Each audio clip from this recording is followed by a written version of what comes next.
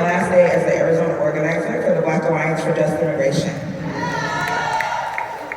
We are a national organization that engages African Americans with a progressive analysis on racial justice and migrant rights in order to work with immigrants of color from Africa, the Caribbean, and other countries in order to advance a social and economic justice agenda to build a multiracial democracy.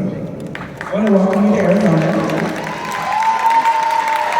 And thank you so much.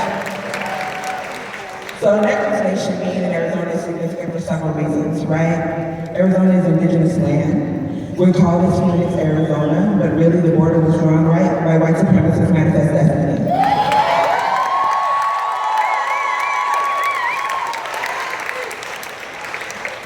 And without the innovations, right, of the indigenous people, right, building the canals, this would be an uninhabitable desert, correct? I just want to give a little bit of context about what we're here to do today. On Monday, that was the July 13th, the 2-year anniversary of the Black Lives Matter, creation of Black Lives Matter hashtag, right? Political project. That has moved right from an online political project to an on-the-ground social justice initiative that has reignited the fight for racial justice across the globe, right? The broad shoulders across the globe.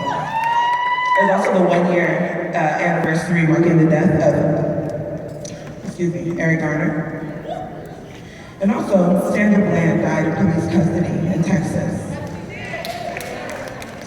So right now, here today, we want to take a moment at Netroots to acknowledge the lives lost every 28 hours, but specifically the Black women's lives that are lost every 28 hours, okay, Black woman and her child.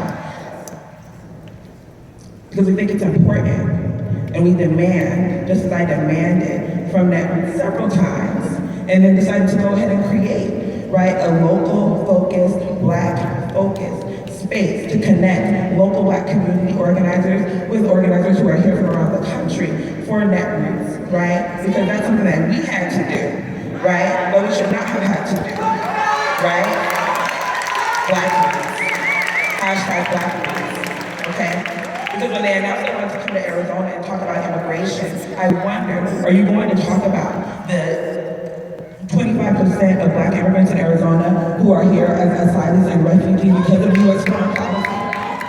Are you going to talk about, when you go on your border tour, are you going to talk about the individuals that come from Cameroon and Somalia and Jamaica and Central America? Are you going to talk about the Darfur? Are you going to talk about the Afro-Latinos? Are you going to talk about the Afro-Mexicans that are being caught at the border? Well, I need that you know that. Right?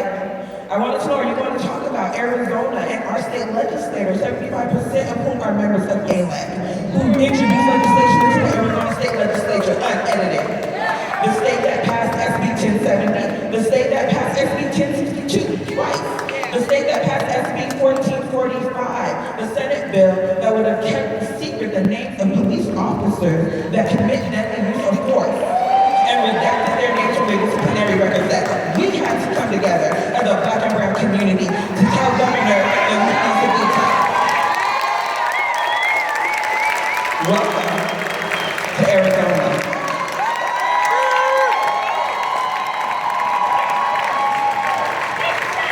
Welcome to Arizona, where Monica Jones, a Black trans woman, cannot walk down the street. Today, she cannot walk down the street. Okay? Welcome to Arizona, where the Martin Luther King holiday was repealed by a Republican governor, and we have to take initiative with a ballot referendum, right, to entrench that you will honor the legacy of Black people. If we're going to call this a progressive space, we must always and unapologetically and unequivocally center Black leadership that has made every single gain of progress in this country.